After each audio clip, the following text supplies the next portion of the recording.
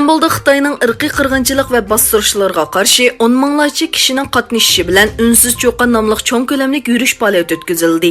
20 dekabr juma kuni kechda IXX insonparvarlik yordam vaqfining o'rlashtirishi bilan İstanbul'da Xitoyning Uyg'urlarga qilayotgan bostirishlarga qarshi namoyish o'tkazildi. Yurish faoliyati kech soat 7:30da İstanbul Fatih jamiyatidan boshlandi. Qo'llarida oy yulduzli qizil va ko'k bayroqlar bilan mashal ko'tarib olgan 10 minglagan kishi İstanbulningOvat savdo ko'chalaridan biri bo'lgan Favzi Chaqmoq yo'li va Sarashxona bog'chisidan o'tib Beyaz maydoniga yetib keldi. IXX raisi Bo'land Yildirim bayonot e'lon qilib, Xitoyning zulmini aybldi va islom dunyosini jiddiy yig'inga chaqirdi. Dangliq ilahiyatchi Ömer Döngeloğlu'nun duası bilan faoliyat oxirlashdi. Shuning bilan birga Turkiyaning boshqa nurg'un shaharlarida ham o'xshash bir kunda namoyish o'tkazildi.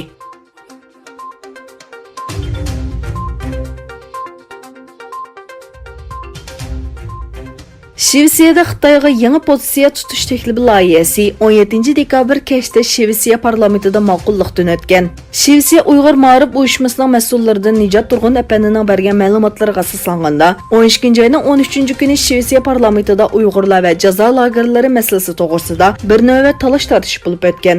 Shveysariya hukumatining tashqi siyosatini qayta ko'zdan kechirib, yangi Xitoy strategiyasini o'tirib qo'yishiga, Xitoyga boshqacha pozitsiya tutishiga sabab bo'lgan ko'plagan omillar bo'lsa-mu, buning ichida asosliqi Xitoyning Shveysariya hukumati va matbuotlarga qilayotgan hujumlari muhim omil bo'lib hisoblanadi ekan.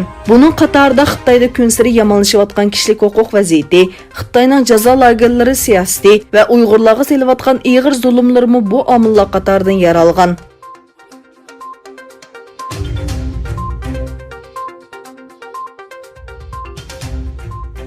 Xitoy televiziyasi Amerikada 2020 yil o'tkaziladigan prezident saylamidan burun Demokratik partiya nomzodlari orasida o'tkazilgan bir naq maydon munozirasini Xitoyning Sharqi Turkistonda Uyg'urlarga qilayotgan kishilik huquq tajovuzchilarining tilga ilinishi bilan vaqtliq to'xtatib qo'ydi. CNN muxbiri Twitter hisobida kanalning Beyjingdagi naq maydon tarqatishining to'xtatilganligini bildirdi. İlgilenişçe, bu vaqtda nomzodlardan Xitoyning kishilik huquq xotirasi va Uyg'ur lagerlariga aloqador savollar so'ralgan. Nomzodlardan Indiana Janubiy Bend shahrining boshlig'i Peta Putin Amerika prezidenti Trumpning Xitoydagi kishilik huquq tajovuzchilari haqida texnik ko'p ish qilish kerakligini aytdi.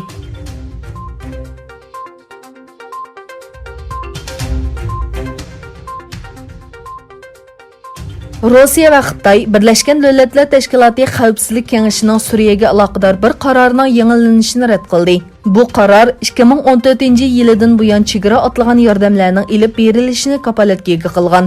Bu yil oxirigacha yangilanishi kerak bo'lgan bu qaror Belgiya, Germaniya va Kuvayt tarafidan Birlashgan Davlatlar Tashkiloti Xavfsizlik Kengashiga sunilgan bo'lib, bu davlatlar Rossiya bilan uzun bir muzokara olib borgan. Yordam avatiladigan chegara eg'izlarining sonining ozaytirilishini talab qilgan Rossiya Xitoy bilan birlikda bu qarorni rad qildi.